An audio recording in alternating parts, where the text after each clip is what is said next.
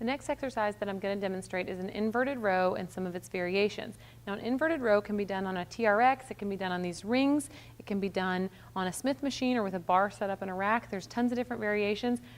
We like the rings because it gives you a little bit more freedom of movement for your grip, and also because it works really well in a class setting. So inverted row, the cool thing about this is that you can modify how difficult it is almost instantly on the fly. So the farther you walk down, the more difficult it is because the more of your body weight you're lifting.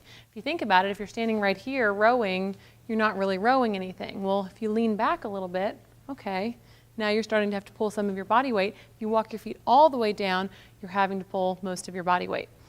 We see a lot of people do the inverted row, especially women, using too much of their upper traps and putting their elbow and shoulder in a really poor position. So they don't know how to have their shoulder blades glide properly over their rib cage, so they kind of just whip their elbows back and shrug their shoulders. So what we like to see is to start with a grip where the palms are facing the floor, and actually to externally rotate the hands so that when you end at the midpoint, that your palms are facing each other. We find that that helps people get their shoulders back and down and squeeze their shoulder blades together.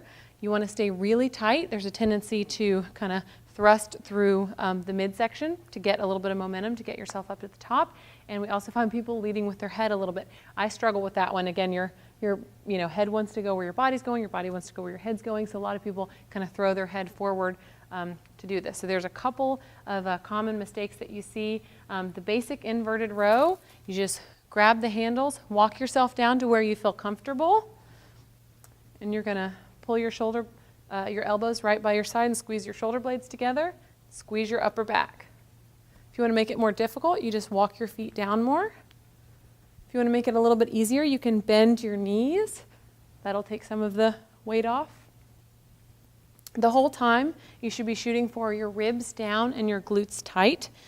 The way that we teach an inverted row to someone who hasn't done one before, this is a great beginner level, but can also be used for people who are a little bit more advanced, is to get them in the midpoint position before they start adding any of their body weight.